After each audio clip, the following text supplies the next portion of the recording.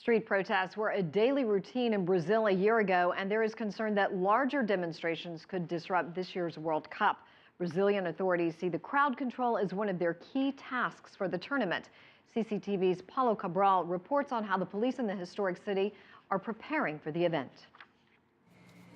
The anti-bomb squad of the Ceará State Police Department is training hard for the 2014 World Cup. They have recently received new gear and a robot.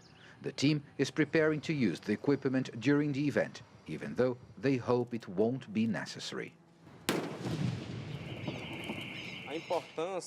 It's important that we train these skills because it's not the kind of threat we're used to here. We don't have to deal with terrorists using bombs, but with globalization, these threats can be anywhere, so we have to be ready to neutralize any threat if it arises.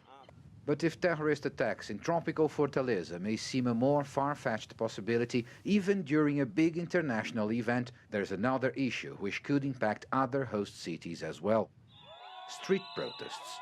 Last year, during the Confederations Cup, thousands of people marched in rallies against the tournament and the government. Police clashed with the more violent groups, but even peaceful protesters were caught in the violence.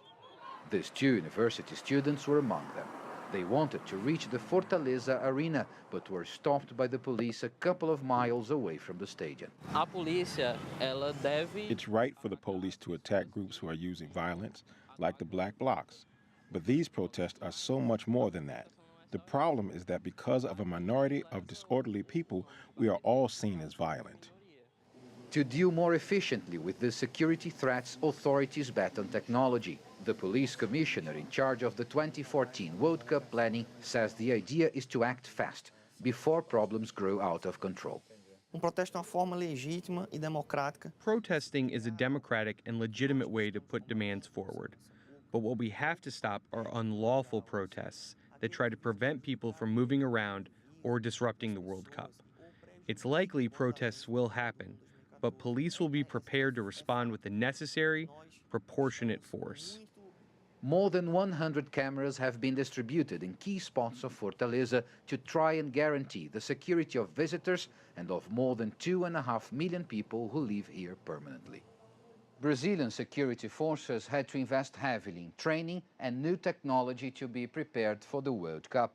The state of Ceará, for example, has just set up this new command and control center. It will be essential for the World Cup, but maybe more importantly, it will help to fight crime for years to come. Paulo Cabral, CCTV America, Fortaleza.